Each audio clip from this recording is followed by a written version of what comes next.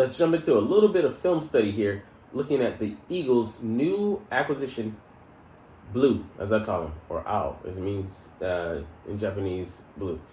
Because Alberto, I can call him that, but I can't pronounce that last name. Anyways, man, could be a dynamic pickup for our Philadelphia Eagles here. And, man, the guy is explosive, long, and he's untapped. So let's see, can we tap into that pause and bring out his traits and use them to the fullest. What's up, it's your boy Cintron, coming back to another analysis video. Not kidding you, not that's my real name. We'll be getting to a little bit of news later about the practice squad and seeing what it's composed of and who it's composed of. But first, Albert O here, man. Yeah, he's a highly talented, I almost said wideout, tight end.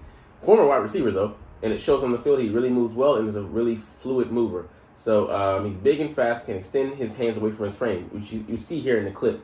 Like, he runs a, good route. I mean, like, kind of a stick nod and then out to the, kind of a mini post, a shortened post. And, man, he just separates enough, and then he turns, gets parallel with the boundary and able to snag it in and through a little bit of contact and bring it down. And just the athleticism and size, yeah, and explosiveness. So wonder why the Broncos didn't make more use of him. He had 330 yards in for 30 receptions or so in his second year, but last year they didn't really use him. I mean, I know that Russell Wilson was a dumpster fire of sorts, but doesn't make an excuse. You have the guy this explosive. How are you not be able to use him? Can win in contested situations and catch the ball away from his frame. We just said that. Fast. He runs a 4.49 for a 6'5" guy who's 258 pounds, almost 260. That's ridiculous. It's insane, man. Look at his explosive numbers: 9.89 out of 10. 20-yard split, 9.74 out of 10. 10-yard split, 9.78 out of 10. 1.56 and 2.62. Man, you see, you got elite traits, man. And not being able to make use of a guy like this is just a crime. It's criminal. The Eagles are going to love him running those intermediate routes in flood that Goddard excels at. So having him on the field with Goddard in two tight end sets, if he can step up to the challenge and be a number 2 tight end, I believe that would be a very good role for him to fill. If he's not up to the task as far as like his blocking is not up to par, I've heard mixed reports where he's decent enough and he's improving to one where he's just trash. I don't know what the truth is. I haven't seen the film on him blocking, but let's just say he is not better than Jack Stahl, or doesn't offer better value, than Jack Stahl. Put him on the field as the number 3, run a 31 personnel, and have the defense guessing on whether him or Goddard are going to get the ball, and that's nothing. I mean, that's, we still have our two wide receivers on the field. So we have 4 premier pass catchers. You're putting who on him? A linebacker or safety, a backup corner?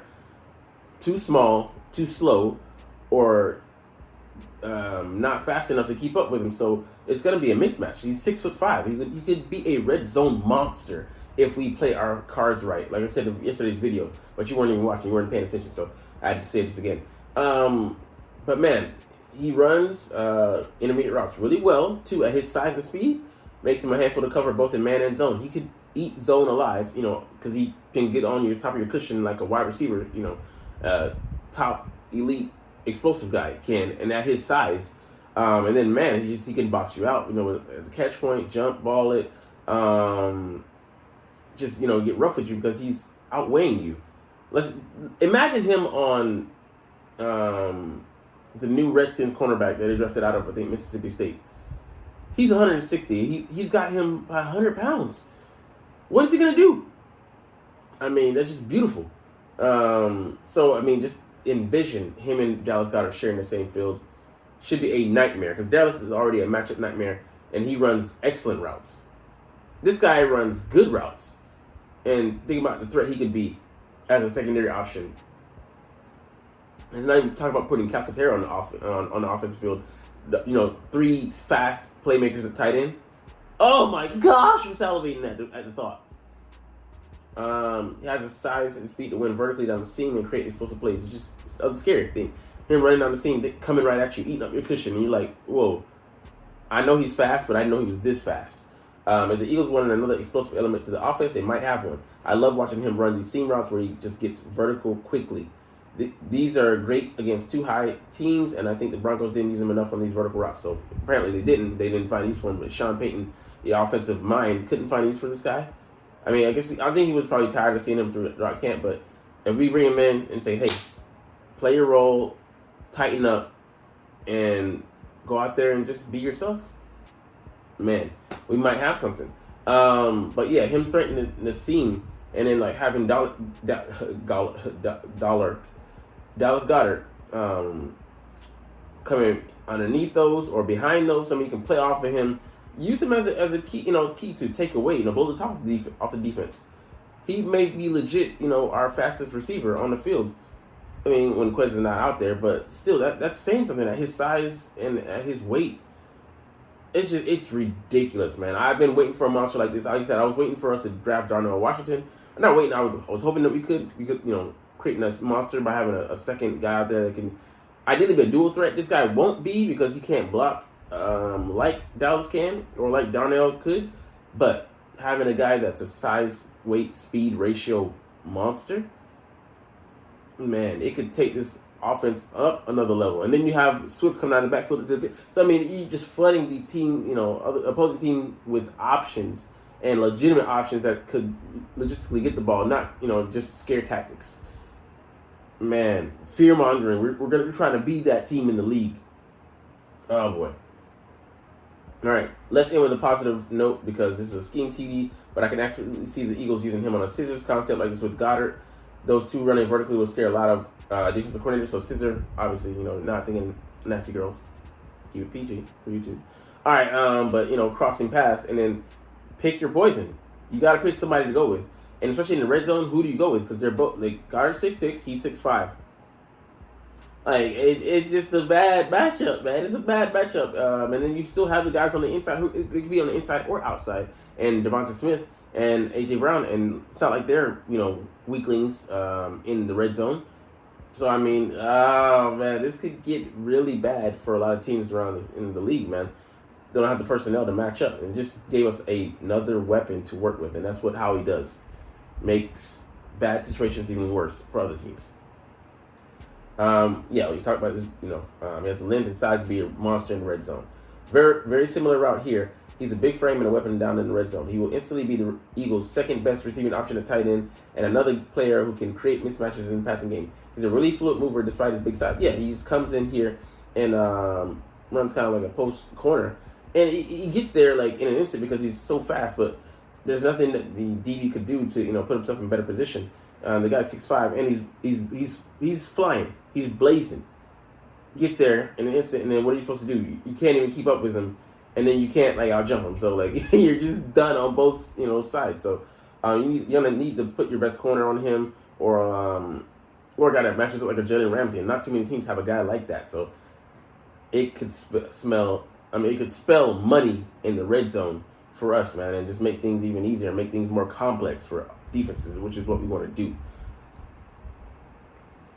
Has a lot of positional versatility. Can line up in the slot as well, and as inline and split out wide. The Broncos use him as an X ISO quite frequently. And this is what I'm saying. This might be the reason that he could occupy the enforcer role in our offense, taking the place of Zach Pascal from last year when he ran those routes. He's even faster than Zach, bigger, stronger, which is just crazy.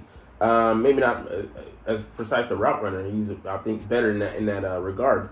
But we just need him to come and play a role. We don't need him to be a savior. We don't need him to be the franchise. We just need him to be a guy who fits in the whole halls. And being in a slot, inline, split out wide, the scheme versatility, the deception, the misdirection, the trickeration we could scheme up. Man, there's so much we can do. Let's not let him have a little bit of a passing background. Philly, anybody? Ring a bell? But it's just crazy, man, that a weapon like this was available, and other teams didn't, jump on him. They didn't have the, the vision. Because I'm sure Nick was in Howie Roseman's ear. Brian Johnson might have been too. Like, hey, he's gonna be cut. Go out and get this guy. And I love it. Which is just wild, man. I think he'll be a weapon in the RPO game on shorter routes where he can use his speed to get yak, which is crazy, man. Yeah, because he gets there quick. And like he doesn't need to run the best routes, but they just because they're gonna be stuck on our our running game. It's most of what we do, and it has one of the most dangerous elements in Hurts. He can pull that thing out of the belly of the back and go and get yards, get first downs, be explosive. See Green Bay game last year, 2022. But once they do that and just hit on the over the middle, in front of the safeties, behind the linebackers, and then you got once you get sucked up over the top. So I mean, there's so many things we could do, man. It just adds so much versatility. And like we don't need Quez out there all the time. A true deep shot, okay, maybe take it with Quez. But even a deep shot with him, give him that 50-50 ball. Make him just a jump ball specialist. With his frame and his speed and his length, I'm trusting him to come down with it. Or I'm trying to get that going. I'm just trying to put that on film and scare the out of opposing teams' defenses and coordinators, man. Oh man, and like these versatility, like what we want to do with trips, what we want to do with the screen game, and then him and Goddard playing guess who's getting the ball in the slot mismatched against like a corner or a linebacker and taking them out of when we can run the ball. So I mean, there's so much versatility that we can do, man. All right, here we go. As well as the intermediate out routes, I think the Eagles will use him a lot on these arrow flat routes, especially on RPOs where he can use his speed to spread the defense horizontally and get to the edge quickly. So this would be like a passing jet sweep. We could use him to stretch the defense, to make them defend every blade of grass. And man, it would be a thing of beauty because we don't have to. We can shifting audible, personnel. Give defenses the same look and run multiple plays out of the same formation. It just makes it so hard to know what's happening and makes them have to make split second decisions and puts them in a conundrum as far as personnel. Who do we put out there? Do we have the right personnel? Checking out, calling timeouts, panicking. So I mean, it's like taking candy from a baby. Giving us a weapon like this and putting them in this offense. But yeah, where you can just flow. And think about okay, we got it. 2 minute drill, hurry up drill. Think about Hurts in that offense. He's already a deadly conductor. Now we want to murder the audience even further. All right, weaknesses, inconsistent hands. He needs to work on those. Concentration drops. If he doesn't catch the ball, he won't be getting the ball. So I mean, that's just the basics. Blocking is awful. Yeah, he needs to work on that. Jeff Stoutland is pissed off with looking at his film. This is what'll get you pulled though. Zero aggression when asked to block, when you just kind of feign and then rounding off your routes. Quez went through that last year, so we're not gonna play that.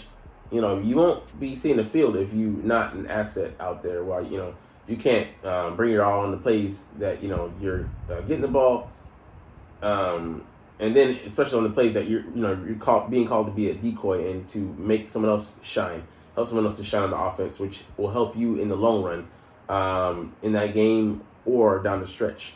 So you put that on film, teams will believe it. They seeing is believing.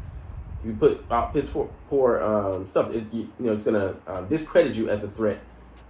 Help them in their film study to recognize that you're not a true threat out there, not a weapon that needs to be covered.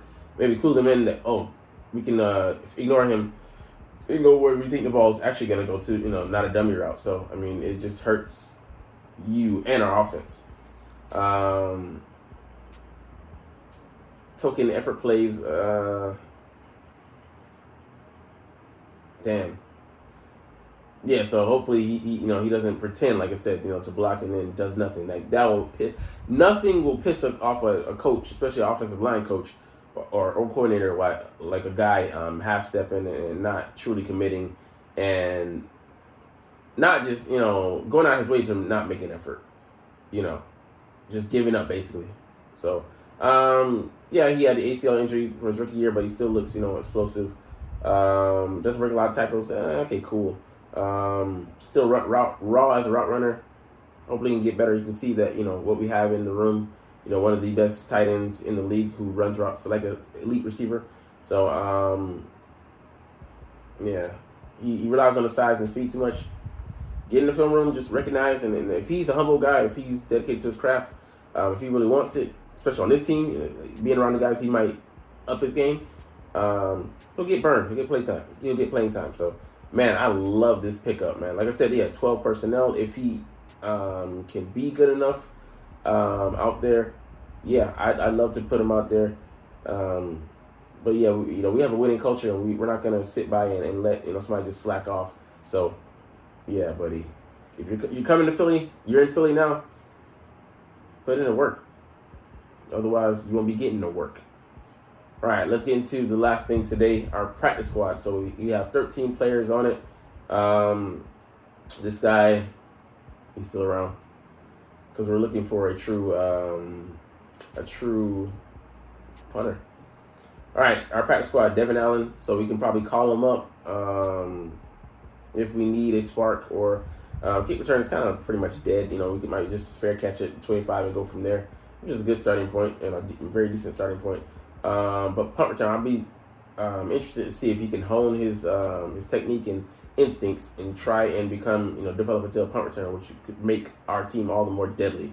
If you have a guy like that, he's decent, as a gunner, on the smaller side, but doesn't really bring anything as a receiver. He could get deep shots, but with the addition of the guy we just covered, Albert O and Quez, we have enough guys that can give deep shots, as well as Olamide Zaccheaus, who actually have better hands. So don't really need him in that regard. He's strictly here for the return ability. If things falter, I'd like to say we'd probably give Olamide Zaccheaus the first shot at returning kicks and punts. But if he doesn't work out for whatever reason, Britton Covey can come in and be a solid to maybe pretty good kick returner and punt returner. But hopefully he doesn't have to get elevated. We might just do it in the first couple weeks like we did last year, but I don't want to say it's burn it when we don't really have to use it.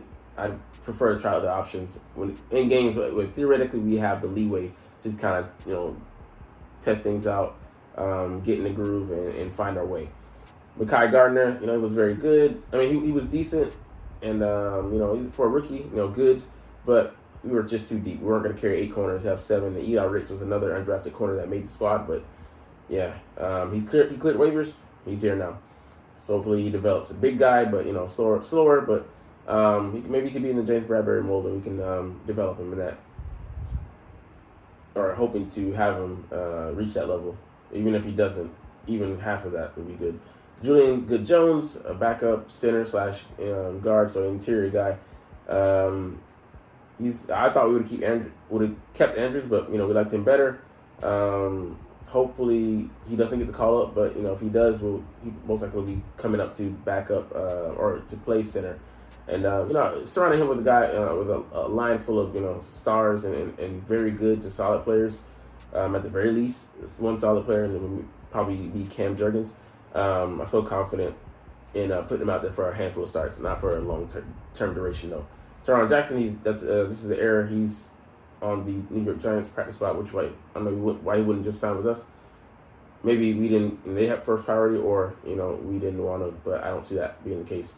Kyron Johnson, the first guy at Sam linebacker that we're going to be calling off the bench to replace one of the guys at edge.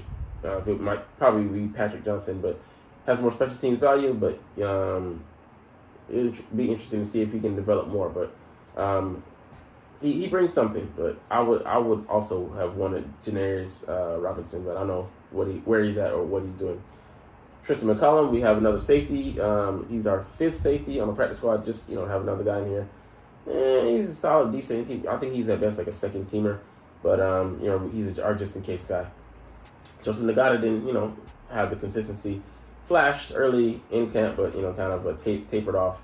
Hopefully we can develop. We paid him the most money out of undrafted guys this year, and hopefully he earns his keep and just gets better as a poor man's A.J. Brown. Brady Russell, another tight end. He'd be our number 5 tight end. He has potential, but he's the number 5 for a reason, and we're gonna keep those other 4 guys. Aaron Sipos just here as a placeholder because we're trying to find someone better. He's kind of like the FWB punter right now. If we find somebody else, we're gonna put them and cut him off. Brett Toth, we just from a guard tackle, but he bombed as a center, so we didn't put him in front and center. Ben Van Simmeren, tackling machine in the last preseason game, but he's very raw, and it's not Monday night. So we need to get him more seasoning, and hopefully he continues to improve, gets better. If he learns the instincts of being a linebacker, man, watch out. Guy's fast, 4'4", 40, 6'3", 240. That's the size and speed. Now he just needs to get the wherewithal of what the fuck he's doing out there. Greg Ward, steady but not spectacular. Sums him up. He can come in. I think he would come up though and be a pretty decent option in the slot. Just he wouldn't have quicks. He would be stopped at most likely at the at the line, or and he get lose some battles, but he'd be consistent. I think in the very least. So not a bad option to have backup former quarterback who's made up something of himself as a new transformed wide receiver. The guy not mentioned here, Tiawan Mullen, 5'10" or 5'11" and $180. I don't even see nothing special, but maybe he has the skills, the chops to develop into a good pass defender. But we saw something, we liked it. I don't know, but that's pretty much gonna be it for today, man. We have 3 spots left, so we have 13 guys. So we'll be interested to see who we add, but we need a punter, we need a backup D tackle, and a nose guard, and we could probably use another linebacker. So maybe like they say here, Nicholas Morrow, he was cut, and he already has 4 years accrued, so he's a vested veteran. He doesn't need to go through waivers. Maybe we bring him back after week 1 to avoid this salary, guaranteeing. But anyways, that's all we have for today. But man, love making these videos. Love talking about the Eagles because it's just fun. But anyways, you're not even watching though. But it's all good because as always, it's fly Eagles fly, and let's motherfucking go. Like, comment, share, and subscribe if you like. Thanks for watching. Check me out at Cintron Anime, Cintron Life, or Cintron Laughs, or other social media.